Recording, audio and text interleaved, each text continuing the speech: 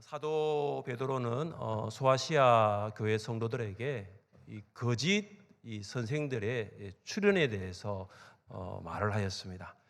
이 거짓 선생들은 먼저 주님을 부인하였고 또한 복음을 왜곡하였고 뿐만 아니라 탐심을 추구하였습니다. 이 거짓 선생들의 출현은 그들의 출현으로 끝나는 것이 아니라 성도들을 미혹하고 교회를 무너뜨리기까지 하였습니다.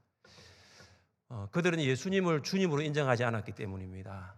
그들은 복음에 합당한 삶을 살지 않았기 때문입니다.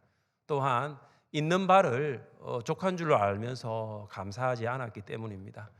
그래서 우리는 이 거짓 선생들의 이 출현을 반면교사로 삼아야 합니다. 그래서 주님을 부인하기보다 주님의 절대적인 은혜에 충성하며 살아가야 합니다. 우리는 복음을 왜곡하는 삶이 아니라 복음에 합당한 삶을 살아야 합니다. 우리는 탐심을 추구하기보다 하나님께서 이미 주신 것에 자족하며 감사하며 살아야 합니다.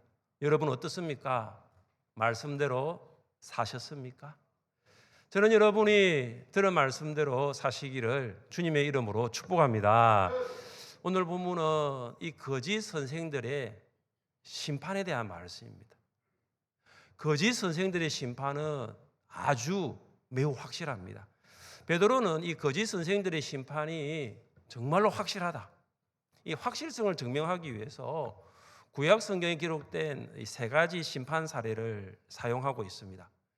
소아시아 성도들은 이 세 가지의 이 예를 통해서 하나님께서 교회 안에 활동하고 있는 이 거짓 선생들 반드시 심판하실 것이다 믿을 수 있는 것입니다. 그리고 우리 하늘샘 교회 성도들도 이 세 가지를 통해서 성도들을 미혹하고 교회를 무너뜨리기 위하여 들어온 이단들, 지금도 정말로 이단들이 활동하고 있는데 그 이단들을 하나님께서 반드시 심판하실 것이라는 것을 믿을 수 있기를 주님의 이름으로 축복합니다. 여러분, 구약 성경에 기록된 이 세 가지 하나님의 심판이 무엇입니까? 그 중에 첫째는 범죄한 천사들입니다. 하나님의 심판에 대한 첫 번째 예는 천사들에게 내려진 심판입니다. 자, 우리 4절 말씀, 4절을 함께 읽겠습니다. 하나님이 범죄한 천사들을 용서하지 아니하시고 심판 때까지 지키게 하셨으며. 아멘.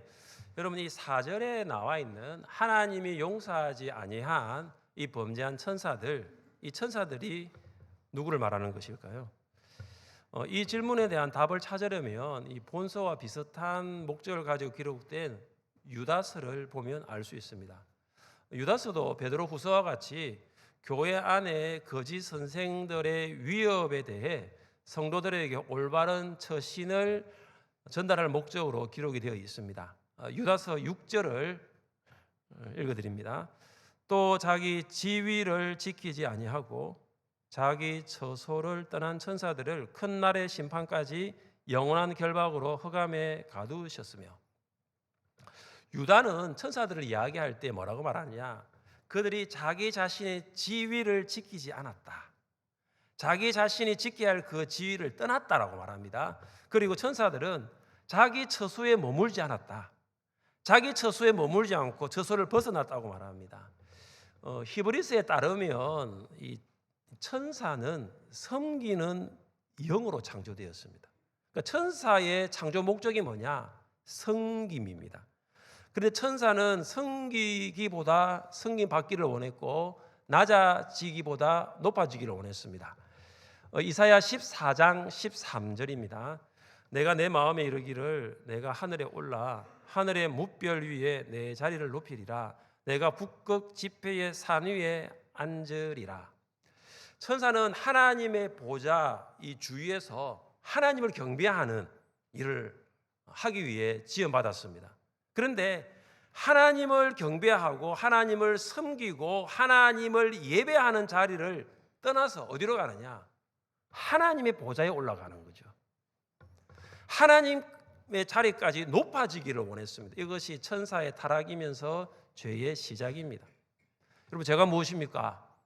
죄는 자신의 자리를 벗어나는 것입니다. 자신의 자리를 벗어나서는 그로부터 죄가 시작됩니다. 하나님을 경배하고 섬기는 자리에서 벗어난 천사가 사탄이 됩니다. 이 사탄이 피조물인 아담과 하와에게 창조주 하나님 같이 되라고 미혹합니다. 무슨 말입니까? 피조물은 피조물의 자리가 있습니다. 피조물은 피조물이 머물 지위와 처소가 있습니다. 그런데 하나님처럼 되라는 것은 이게 바로 사탄의 미혹이면서 죄의 시작입니다.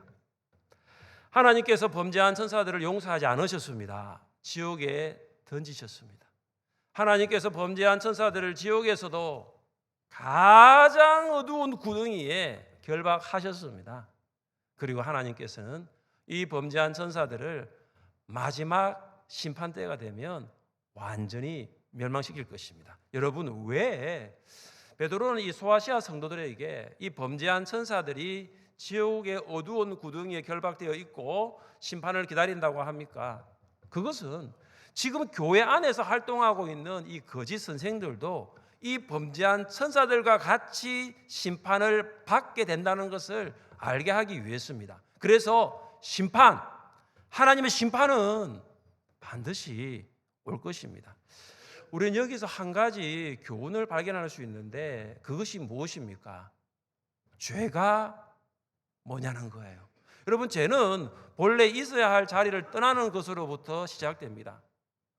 피조물이 창조주 하나님을 떠나는 순간 죄를 짓습니다. 피조물이 창조주 하나님의 말씀을 떠나는 순간 그것은 곧 죄가 되는 것입니다. 천사들이 하나님 보좌 주위에서 하나님을 경배하고 하나님을 예배하고 하나님을 섬기는 자리를 떠나지 않았더라면 그들은 범죄하지 않았을 것입니다. 아담과 하와가 하나님께서 먹지 말라고 말씀하신 선악과를 먹지 않았더라면 그들은 죄를 짓지 않았습니다. 여러분, 죄가 무엇입니까? 자신의 자리에서 하나님 자리로 이동하는 거예요. 내가 있어야 할 자리가 있습니다. 근데 내가 있어야 할 자리에 있지 않고 하나님 자리로 이동하는 것이 죄입니다. 이런 방법은 예수님에게도 그대로 나타났습니다. 한 번은 마귀가 예수님을 데리고 지극히 높은 산으로 가서 천하만국을 보여주었습니다. 그래서 예수님 앞에 마치 파노라마와 같이 천하만국이 쫙 펼쳐집니다. 그때 마귀가 예수님께 뭐라고 말합니까? 만일 내게 엎드려 경배하면 이 모든 것을 내게 주리라. 무슨 말입니까? 만일 내게 엎드려 한 번만 절하면, 만일 내게 한 번만 엎드린다면 천하만국을 다 내게 주겠다는 것입니다. 한 번만 하면 됩니다. 한 번이면 됩니다. 두 번도 필요 없습니다. 한 번이면 예수님의 모든 소유가, 이 세상이 예수님 소유가 되는 것입니다. 한 번만 고개 숙이면 됩니다. 딱 한 번이면 됩니다. 그러면 예수님은 세상의 왕이 되는 것입니다. 타협하면 되는 거예요. 그러면 세상의 왕이 될 수 있습니다. 한 번만 절하면 그 십자가 죽음 통과하지 않고 세상의 왕이 될 수 있는 것입니다. 여러분, 정말 솔깃한 제안 아닙니까? 여러분, 마귀가 잘 쓰는 시험 방법이 있는데 그것이 무엇인 줄 아십니까? 그것이 바로 한 번만이에요. 마귀가 뭐라는 줄 아십니까? 한 번만 회식 자리에 가라. 한 잔이다. 한 잔만 마시라. 한 번만 거짓말하면 돼. 너가 한 번만 거짓말하면 돼. 한 번만 주일 예배 빠지면 돼. 이러죠. 한 번이야. 근데 여러분, 어떻던가요? 한 번으로 끝나던가요? 한 번 회식으로 끝나던가요? 한 번 술잔으로 끝나던가요? 한 번 거짓말로 끝나던가요? 한 번 주일 성수 안 하는 걸로 끝나던가요? 그렇지 않지 않습니까? 마귀의 전략입니다. 예수님은 한 번만 절하면 모든 천하만국을 주겠다는 이 마귀의 시험을 어떻게 하십니까? 마태복음 4장 10절입니다. 사탄아 물러가라 기록되었으되 주 너의 하나님께 경배하고 다만 그를 섬기라 하였느니라. 예수님은 마귀의 제안을 단호하게 말씀으로 거절하셨고 하나님의 계획을 선택하셨습니다. 하나님의 계획은 십자가의 고통과 죽음을 통하여 세상을 구원하는 것이었습니다. 하나님의 계획은 예수님이 세상의 왕이 되는 것이 아니라 죄와 사망에서 세상을 구원하는 구원자가 되는 것이었습니다. 예수님 세상을 다스리기 위해서 왕이 되기 위해서 오시지 않으셨습니다. 세상을 구원하기 위해서 구원자로 오신 것입니다. 그래서 예수님은 자신의 자리에서 벗어나지 않으셨습니다. 예수님은 끝까지 고난의 길을 걸어가셨습니다. 예수님은 십자가의 자리를 지키셨어요. 거기에서 우리의 구원을 이루셨습니다. 사랑하는 성도 여러분, 여러분의 자리는 어디입니까? 여러분은 그 자리에 계십니까? 여러분이 정말 있어야 할 자리가 어디입니까? 저는 여러분이 있어야 할 자리에 있으시기를 주님의 이름으로 축복합니다. 여러분 머물러야 할 자리가 어디입니까? 성도라면 머물러야 할 자리가 어디입니까? 내가 구원받은 하나님의 자녀라면 있어야 할 자리가 어디입니까? 여러분 지금 있어야 할 자리가 예배의 자리라면 예배의 자리에 있으십시오. 여러분이 지금 머물러야 할 자리가 기도의 자리라면 다시 기도의 자리에 머무르십시오. 휴가와 연휴 동안 여러분이 있어야 할 자리, 머물러야 할 자리를 잠시 벗어났다면 다시 제자리로 돌아오시기를 바랍니다. 옆에 계신 분과 한번 이렇게 이야기해 볼까요? 제자리로 돌아갑시다. 제자리로 돌아갑시다. 제자리로.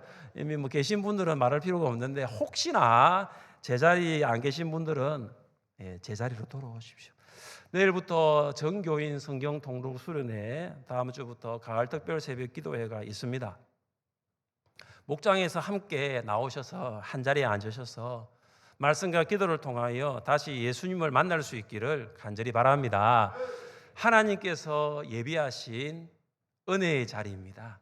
하나님께서 예비하신 축복의 자리입니다. 하늘샘 성도들이 말씀의 자리, 기도의 자리로 돌아오셔서 식어졌던 믿음과 열정 회복할 수 있기를 주님의 이름으로 축복합니다. 여러분 구약 성경에 기록된 세 가지의 하나님의 심판 중 두 번째가 무엇입니까? 둘째, 옛 세상으로 경건하지 아니한 자들입니다. 하나님의 심판에 대한 두 번째는 경건하지 아니한 자들에게 내려진 심판입니다. 자, 우리 5절 말씀을 같이 읽습니다. 5절입니다. 옛 세상을 용서하지 아니하시고 그 일곱 식구를 보존하시고 경건하지 아니한 자들의 세상에 홍수를 내리셨으며. 아멘. 하나님께서는 옛 세상을 용서하지 않으시고 홍수로 심판하셨습니다. 왜냐하면 경건하지 아니한 자들이 세상에 살고 있었기 때문입니다. 그러나 여러분, 하나님께서 세상에 살고 있는 경건하지 아니한 자들을 바로 홍수로 심판하신 것은 아닙니다. 기회를 주셨습니다. 기회를 주셨어요. 하나님께서는 노아를 통해서 이 경건하지 아니한 자들에게 의를 전파하게 하셨습니다. 여러분, 노아가 경건하지 아니한 자들에게 전파하는 의가 무엇입니까? 이것은 하나님께서 노아에게 말씀하신 방주를 만드는 이유가 되는 것입니다. 왜 하나님께서 방주를 만들라고 하셨습니까? 좀 말씀이 긴데요. 창세기 6장 5절부터 7절입니다. 여호와께서 사람의 죄악이 세상에 가득함과 그의 마음으로 생각하는 모든 계획이 항상 악할 뿐임을 보시고 땅 위에 사람 지으셨음을 한탄하사 마음에 근심하시고 이르시되 내가 창조한 사람을 내가 지면에서 썰어버리되 사람으로부터 가축과 기는 것과 공중의 새까지 그리하리니 이는 내가 그것들을 지었음을 한탄함이니라 하시니라. 하나님께서 인간들을 보면서 그들 가운데 있는 악함 때문에, 그들 가운데 있는 그 죄 때문에 마음이 괴로웠고 슬퍼하셨습니다.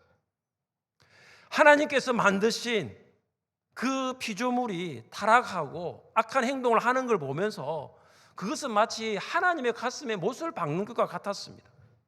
이것이 죄의 심각성입니다. 결국 하나님께서는 하나님이 만드신 사람으로부터 시작해서 가축, 기는 것, 공중의 새까지 지면에 있는 모든 것을 홍수로 심판하겠다고 하셨습니다. 왜냐하면 세상이 사람과 짐승을 포함한 모든 세상에 죄가 가득하였기 때문입니다. 노아는 방주를 만들었습니다. 방주를 만들면서 그는 계속해서 하나님의 홍수 심판을 전했습니다. 그들에게 하나님께서 홍수로 심판하실 것이다. 하나님께서 심판하실 것이니 그 홍수 심판을 피하라고 촉구했습니다. 그런데 사람들이 홍수 심판을 믿지 않습니다. 왜냐하면 한 번도 홍수를 본 적도 없고, 아니 비를 본 적이 없어요. 여러분, 그전에는 비가 내리지 않았습니다.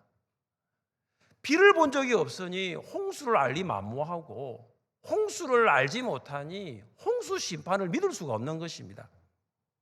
노아와 그의 가족들도 경건하지 아니한 자들과 똑같습니다. 비를 본 적이 없습니다.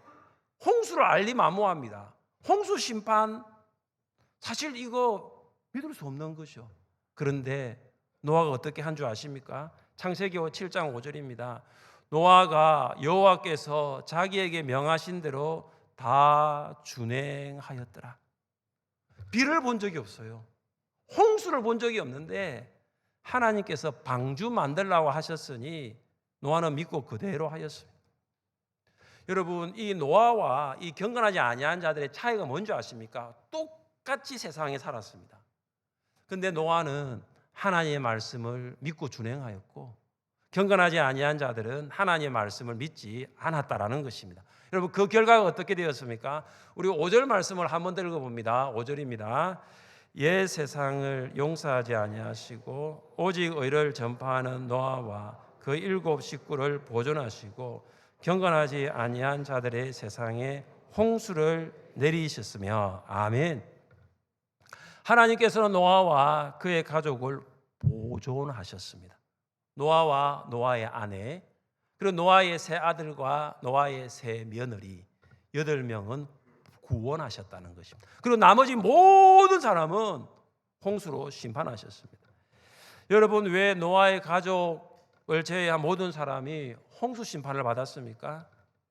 노아가 전파한 의를 믿지 않았기 때문입니다. 노아는 수십 년 동안 방주를 만들면서 의를 전파했습니다. 그런데 그들이 믿지 않았습니다. 노아가 수십 년 동안 의를 전파했는데 그 의를 듣고 믿고 돌아온 사람은 한 사람도 없었습니다. 수십 년 동안 노아가 의를 전파했지만 한 명도 회심하지 않았습니다. 여러분, 이런 노아를 보면서 여러분 뭐라고 말씀하시겠습니까? 실패한 노아라고 부를 수 있겠습니까? 아니, 수십 년 동안 하나님의 의를 전파했는데 돌아온 사람이 아무도 없습니다. 자기 가족밖에 없습니다. 베드로는 이 노아를 어떻게 부릅니까? 오직 의를 전파한 노아입니다. 노아가 의를 전파하여 한 사람도 방주 안으로 들어오지 않았더라도 그는 실패한 자가 아니라 오직 의를 전파한 노아랍니다. 우리가 애비들에게 복음을 전할 때 그들이 복음을 거부할 때가 참 많지 않습니까? 그러면 우리가 낙심합니다. 그래서 우리가 나는 전도하는 은사는 없어 라고 생각하며 전도하지 않지 않습니까? 그러나 우리는 해야 할 일을 할 뿐입니다. 우리는 계속해서 복음을 전하는 것입니다. 지금은 하나님께서 방주의 문을 열어놓고 계십니다. 열린 방주의 문 닫힐 때도 있습니다. 우리는 하나님께서 방주 문을 닫을 때까지는 노아와 같이 계속해서 의를, 복음을 전파해야 됩니다. 이번 제5회 미얀마 단기 선교를 통해서 많은 것을 보고 느끼고 깨달았습니다. 그 중에 한 가지가 뭐냐면 하나님께서 미얀마에 방주의 문을 열어놓고 계신다는 사실입니다. 저희가 올해로 5번째 미얀마를 갔는데 3회 때부터 어떤 생각을 가졌냐 하면은 복음을 전파하자. 복음을 전파하자. 그래서 복음책을 만들었습니다. 복음책을 만들어서 계속 그 복음책을 좀 이렇게 수정하고 이렇게 해가지고 이번에는 좀 정말로 제대로 된 복음책을 만들었어요. 140년 전에 선교사님들이 우리말로 그들의 언어가 아니고 우리말로 복음을 전해준 것처럼 우리도 미얀마어로 복음을 전했습니다. 18명의 팀원들이 다 복음을 전했어요. 우리 하윤이가 그 중에 이제 가장 어린 아이인데 하윤이하고 저하고 같은 조였거든요. 하윤이가요 미얀마로 복음을 전하는데요 너무너무 잘하더라고요.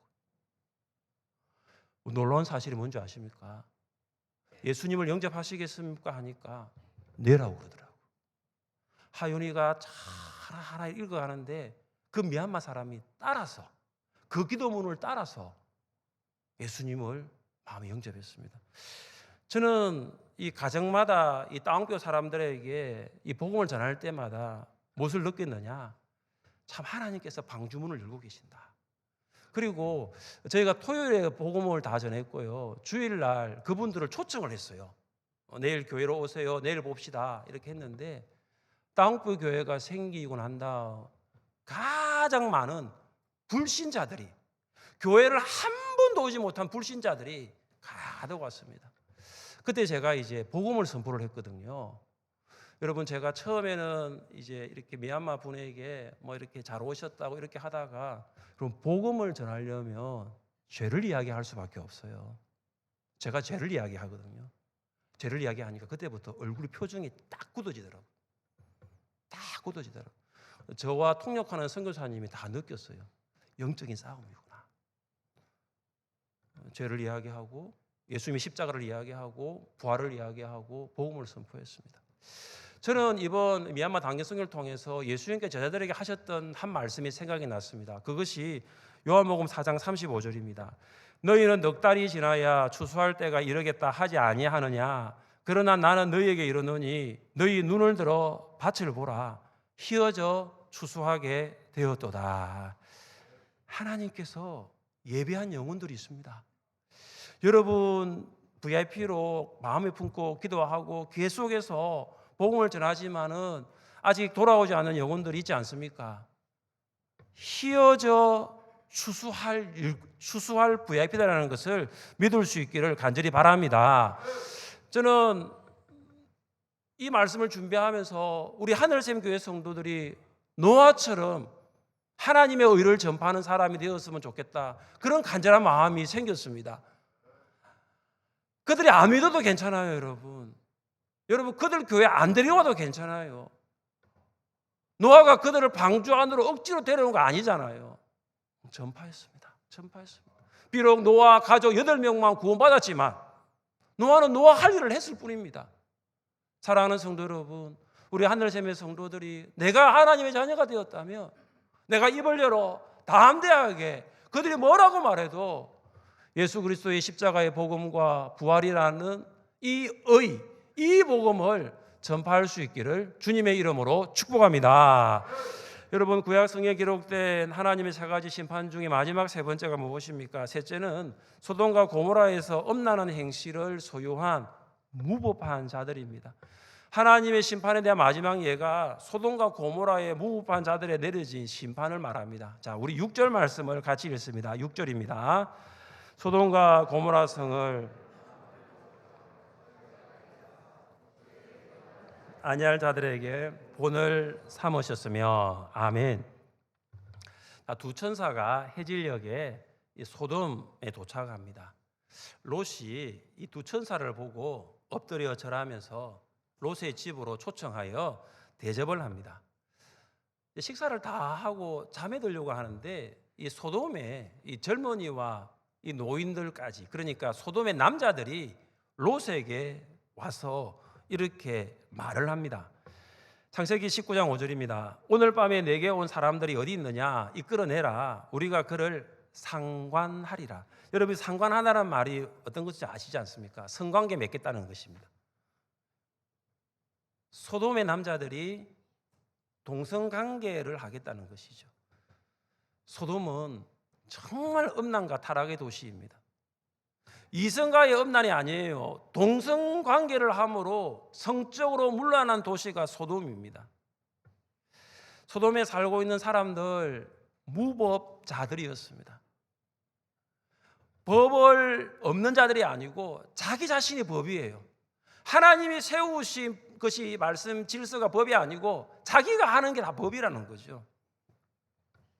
무법천지에 살고 있었던 이 롯이 참 고통을 당합니다. 왜냐, 이건 아니거든요. 그래서 롯이 소돔 사람들에게 이런 악을 행하지 말라. 그런데 소돔 사람들이 포기할 조짐이 없습니다. 그래서 천사들을 보호하기 위해서 자기의 두 딸을 주겠다고 제안합니다. 그런데 소돔 사람들이 롯에게 무엇을 말합니까? 창세기 19장 9절입니다. 너는 물러나라. 또 이르되 이자가 들어와서 거류하면서 우리의 법관이 되려 하는도다. 이제 우리가 그들보다 너를 더 헤아리라 하고 롯을 밀치며 가까이 가서 그 문을 부수려고 하는지라. 소돔 사람들이 롯의 말을 듣지 않습니다. 비아냥거리면서 욕설을 퍼부어댑니다. 네가 지금 재판장이 되어서 우리를 어떻게 하려고 하느냐. 여러분, 롯은 생각했습니다. 자기가 이 소돔에 살면서 어느 정도 또 지위가 있게 되었다. 그래서 내 말을 들을 거라고 생각했습니다. 두 딸은 소돔의 청년들과 약혼까지 했습니다. 그러니까 롯은 이 정도면 나도 소돔에서 영향력이 있는 사람이 있겠지라 생각했는데 여전히 소돔 사람들은 롯을 거루민, 나그네, 이방인이라고 평가합니다. 소돔 사람들은 롯을 나그네, 이방인으로 평가하는데 베드로는 롯을 어떻게 평가합니까? 여러분, 우리 7절과 8절 말씀을 같이 한번 읽어봅니다. 7절과 8절입니다. 무법한 자들의 엄난한 행실로 말미암아 이는 이 의인이 그들 중에 거하여 날마다 저 불법한 행실을 보고 들으므로 그 의로운 심령이 상함이라. 소돔 사람들은 롯을 너는 이방인이잖아, 너는 나그네자라 부르는데 베드로는 롯을 의인이라 부릅니다. 의인. 왜 베드로가 롯을 이렇게 어렵다고 의인이라고 부를까요? 롯은 소돔 사람들의 무법, 엄난한 행실을 날마다 보았습니다. 나가면 날마다 그걸 보는 거예요. 날마다 동성애하는 걸 보는 거예요. 날마다 엄난한 행실을 보고 듣는 거죠. 마음이 너무 아픈 거예요. 여러분, 이 8절의 마지막 상함이라 이 단어의 시제가 미완료 능동태입니다. 그러니까 상함이라 이것이 한 번 상함이라가 아니고 날마다 마음이 상하는 거예요. 소돔에 사는 사람들을 보니까 날마다 이 롯이 내적 고통을 느끼는 거죠. 내적 고민 때문에 고통을 당하는 거죠. 이건 롯의 어려움입니다.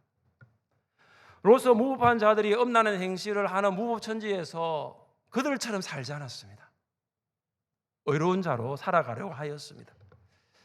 우리가 무엇을 보면 알 수 있습니까?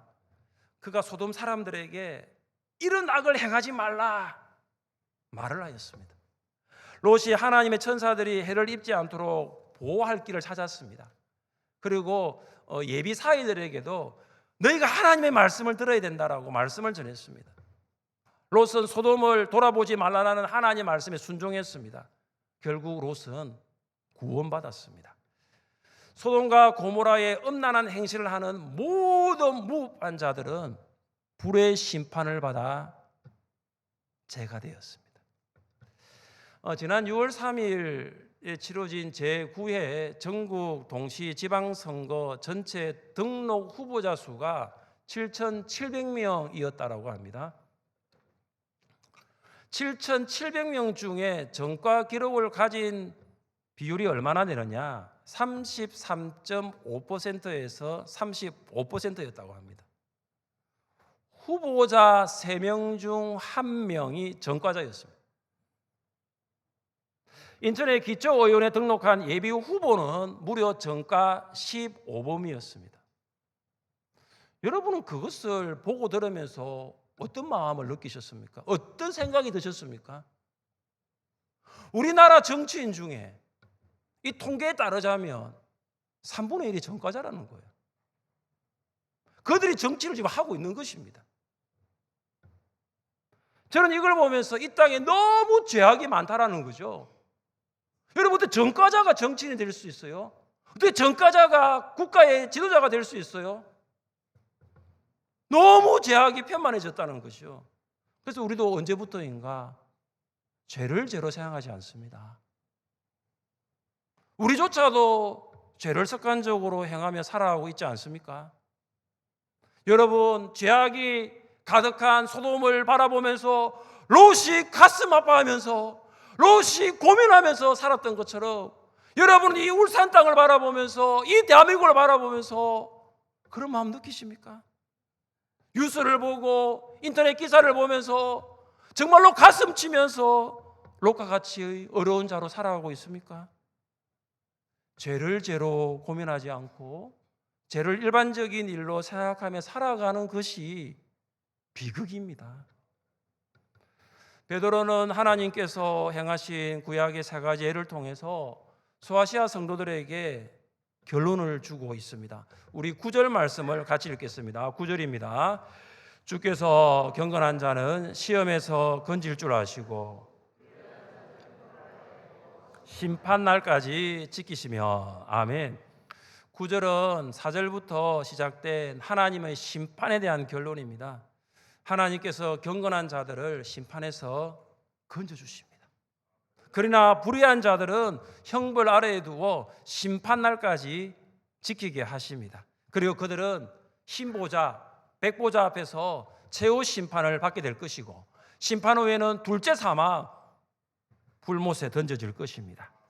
여러분, 이 구절은 이 소아시아 성도들에게 너무나 영구한 위로가 되었습니다.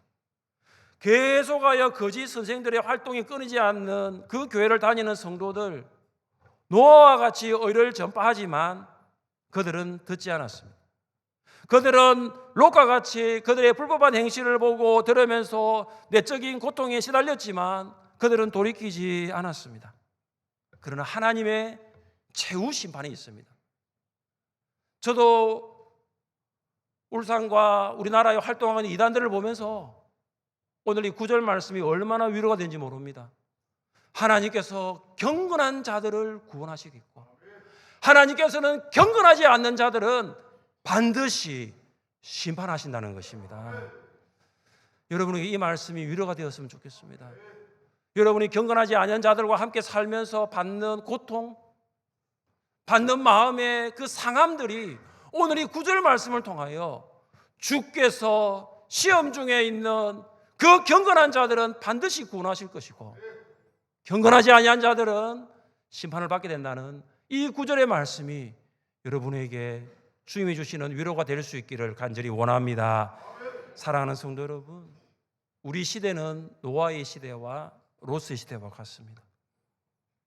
우리가 경건하지 아니한 자들에게 아무리 복음을 전해도 듣지 않습니다. 무법한 자들의 행실을 보고 들음으로 경건한 성도들이 오히려 고통을 당하고 있습니다. 여러분, 이것만을 꼭 기억하십시오. 하나님께서는 경건한 자들을 구원하시고 경건하지 아니한 자들을 심판하시는 하나님의 공의, 이 하나님의 공의를 믿으시기를 바랍니다. 하나님 살아계십니다. 하나님 살아계십니다. 하나님의 공의를 신뢰함으로 믿음으로 사시기를 주님의 이름으로 축복합니다. 우리 자리에 일어나셔서 함께 찬양하겠습니다.